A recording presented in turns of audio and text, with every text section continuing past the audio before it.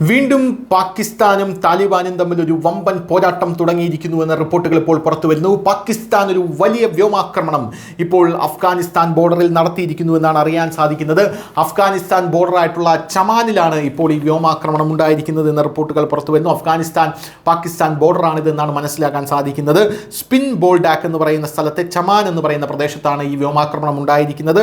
പ്രധാനമായും ദുരന്ത് ലൈനിലാണ് ഇത് ഉണ്ടായിരിക്കുന്നതെന്ന് അറിയാൻ സാധിക്കുന്നു. അഫ്ഗാൻ ടാങ്കുകൾ ഇപ്പോൾ പാകിസ്ഥാൻ പ്രവേശിച്ചിരിക്കുന്നു എന്ന റിപ്പോർട്ടുകളും സുപ്രധാനമായിട്ടുള്ള റിപ്പോർട്ടുകളും നമുക്ക് ലഭിക്കുന്നുണ്ട്. ഇതോടുകൂടി ഈ പാകിസ്ഥാൻ പോരാട്ടം പുതിയ ഒരു ലെവലിലേക്ക് ഉയർന്നു കഴിഞ്ഞു എന്നും അറിയാൻ സാധിക്കുന്നുണ്ട്. കഴിഞ്ഞ ദിവസമാണ് താലിബാന്റെ വൻ ആക്രമണം പാകിസ്ഥാൻ നേരിടേണ്ടി വന്നത്. അതിനുശേഷം കഴിഞ്ഞ ദിവസം രാത്രി അഫ്ഗാനിസ്ഥാനും പാകിസ്ഥാനും തമ്മിലുള്ള ഏതാനും മണിക്കൂറുകൾ മുൾമുനയിലായിരുന്നു എന്നുള്ളതാണ് നമുക്കറിയാൻ സാധിക്കുന്നത്. ഖൈബർ പഖ്തൂൺഖയിലെ ഖുറാം ജില്ലയിൽ അഫ്ഗാനും താലിബാനും പാകിസ്ഥാൻ സൈനികരും തമ്മിൽ രൂക്ഷമായിട്ടുള്ള ഏറ്റുമുട്ടലാണ് കഴിഞ്ഞ ദിവസം രാത്രി ഉണ്ടായത്.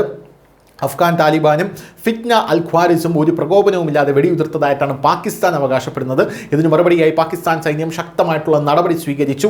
ഇരുവിഭാഗവും ടാങ്കുകൾക്ക് കേടുപാടുകൾ വരുത്തുകയും ചെക്ക് പോസ്റ്റുകൾ പിടിച്ചെടുത്തതായി അവകാശപ്പെടുകയും ചെയ്തു. അതിനുശേഷമാണ് ഇപ്പോൾ പാകിസ്ഥാൻ അഫ്ഗാന്റെ ദുരന്ത് ലൈൻ കടന്ന് ഇപ്പോൾ ചമാൻ എന്ന് പറയുന്ന പ്രദേശത്ത് വ്യോമാക്രമണം നടത്തിയിരിക്കുന്നത്. 12 അഫ്ഗാൻ സിവിലിയൻസ് ഇതിൽ മരിച്ചിട്ടുണ്ട് എന്നാണ് നമുക്ക് അറിയാനായിട്ട് സാധിക്കുന്നത്. സ്വാഭാവികമായിട്ടും അതൊരു യുദ്ധ കുറ്റമാണ്, വാർ ക്രൈമാണ്.